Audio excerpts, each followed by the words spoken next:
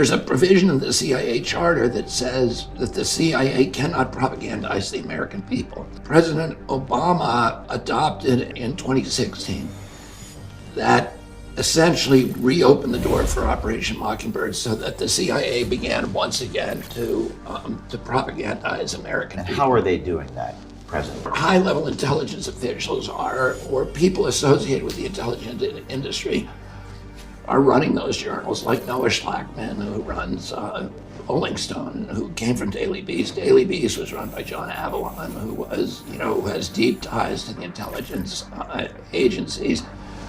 And even journals like Smithsonian and National Geographic, Nature, the Washington Post, the New York Times appear to be compromised by the CIA. We know from the Twitter files that both the FBI and CIA were operating portals within the Twitter and Facebook that allowed them to manipulate information and to deplatform people and to silence certain people that they didn't like in the social media. Operation Mockingbird was an operation to compromise American journalists. There were some 400 editors, journalists from all the largest publications. The New York Times had been compromised.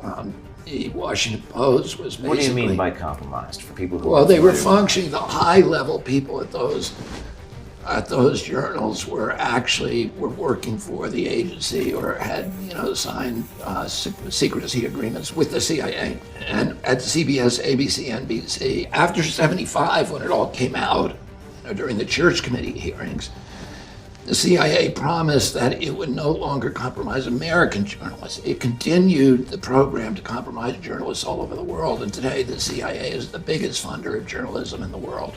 And how about present day? They fund it through USAID. In that little twilight zone before you fall asleep every night, I'm thinking about what I'm going to do in the first weeks when I get into office about fixing these agencies, one at a time. That's something I'm excited about.